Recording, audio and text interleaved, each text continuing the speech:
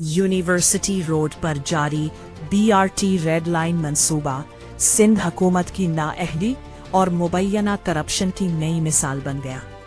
Lot 2 के साबिक contractor अमीन जान ने सिंध हाई कोर्ट में दावा किया कि मंसूबे में बार बार डिजाइन तब्दील किए गए और पैसों के लिए दबाव डाला जाता रहा। अमीन जान के मुताबिक असल BRT पर काम के बजाय सिर्फ साइड रोड्स बनाकर अवाम को खामोश करने की कोशिश की जा रही है। उन्होंने इल्जाम लगाया कि सिंध हुकूमत की नाकिस पॉलिसियों और मुबैना रिश्वत सतानी के बायस मंसूबा ताखीर का शिकार है, जबकि लागत 80 अरब रुपए तक पहुंचने का खदशा है।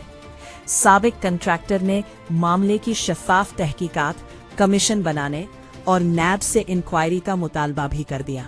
बनाएंगे और क्यों अभी जब हमारे आर्मी चीफ साहब की तरफ से मेरे जो अपना अंदाजा है बाहर की तरफ से जब प्रेशर आ गया तो हम खुश हो गए कि हमें और मौका मिल जाएगा ताकि हमारे मसले हल हो जाए और काम करें।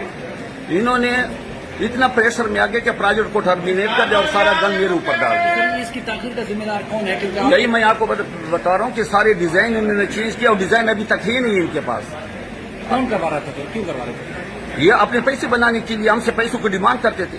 तो आप बार बार कह रहे थे कोर्ट में भी कि नैब को भेजा जाए, कमीशन बनाया जाए, तो किसके खिलाफ कह रहे थे? कौन? जो देखिए जिसकी रिस्पांसिबिलिटी जब फाइल खुलेगा जिसकी रिस्पांसिबिलिटी तो वो जिम्मेदार होगा ना, कंट्रैक्टर तो जिम्मेदार नहीं है ना।